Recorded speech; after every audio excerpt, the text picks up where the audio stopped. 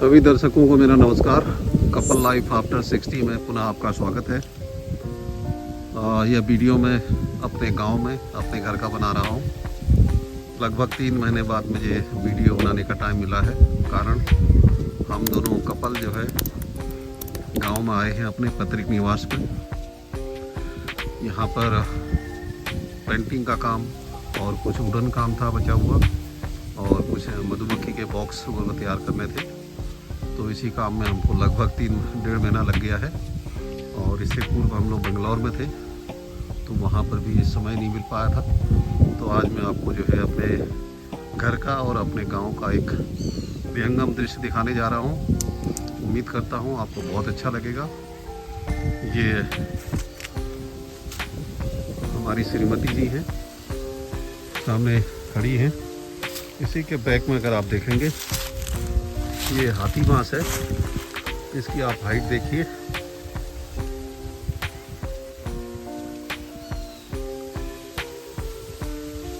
पूरा कैमरा मुझे बिल्कुल उल्टा करना पड़ा, तभी जाके इसकी हाइट की मैं फोटो आपको दिखा पा रहा हूँ। अब आप पूछेंगे कि हमें बांस किस लिए दिखाया जा रहा है। बांस अपने आप में एक ऐसी चीज़ है जो जन्म से लेकर के मरण तक सभी जगह काम आता है। इससे लुगदी बनती है, कागज़ बनता है, माचिस की तिल्ली बनती है, अगरबत्ती बनती है। और आपको ये हैरानी होगी कि हिंदुस्तान में जो बांस की खपत है उसका 60% बाहर से ख़रीदा जाता है। और यहीं पर अगर आप देखेंगे, ये जो है बंद बांस है, इसकी भी काफ़ी हाइट चली गई है। ये मैंने लगभग 4 साल पहले प्लांट किए थे, और यहाँ भी नीचे बांस लगाया गया है। ये आप देखेंगे सामने केले का बगीचा है हम लोगों का, पहाड़ी केला लगभग तैयारी हालत में है। लगभग 20-25 दिन बाद ये पकाने योग्य हो जाएगा। यहाँ पर साफ़ सफाई का रखी है। और बांस का पेड़ जो है, इसकी मैं कहानी आपको सुनाऊंगा। ये मैं 6ठी बार इसको जो है लगाने में सक्सेस हुआ हूँ। 5 बार पूरी तरह से फेल हो गया था। और आपको ये भी जानकर हैरानी होगी, इसकी एक तना जो कि लगभग 6 फुट जड़ के साथ में था, आसाम से यहाँ लेके आया था।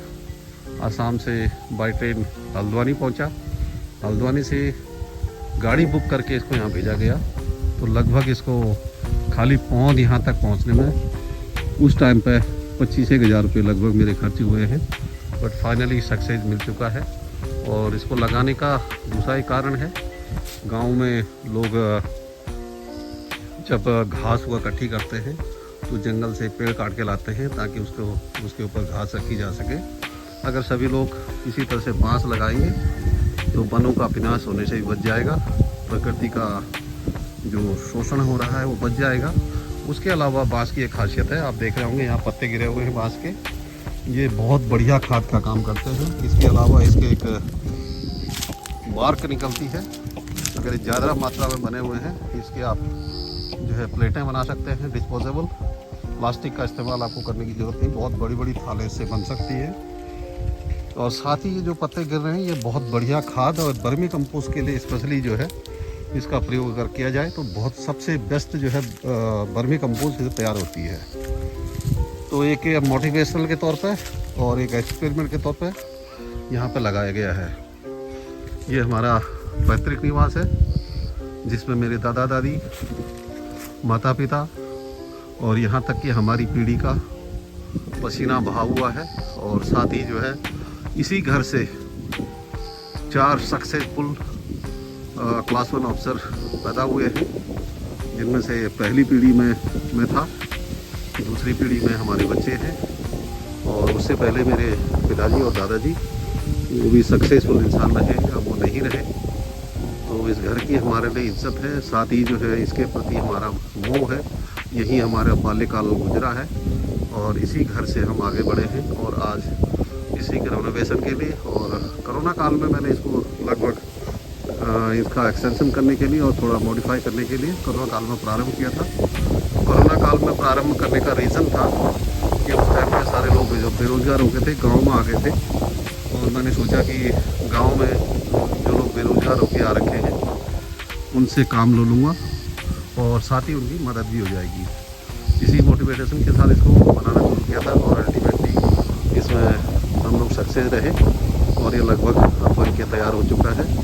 जो काम में बचा हुआ था लगभग 1.5 महीने से हम इसी में लगे हुए थे, इसलिए वीडियो को डाल नहीं सके। उम्मीद करता हूँ आपको ये वीडियो बहुत सुंदर लगा होगा और आप भी अपने गांव में जाइए, अपने पैतृक निवास को मेंटेन करके रखिए। ये नहीं न केवल हमारा फ़र्ज है बल्कि हमारा कर्तव्य भी है कि हमारी जो जन्मभूमि है उसको सुंदर बना के रखें और उसको मेंटेन करें। हमारे बुजुर्गों का आशीर्वाद उससे आपको सभी को मिलेगा अगर आप ऐसा करने में सफल रहते हैं। और मान के चलिए जो संतुष्टि से आपको मिलेगी वो दुनिया में किसी और चीज़ से नहीं मिल सकेगी। आपका पुनः धन्यवाद।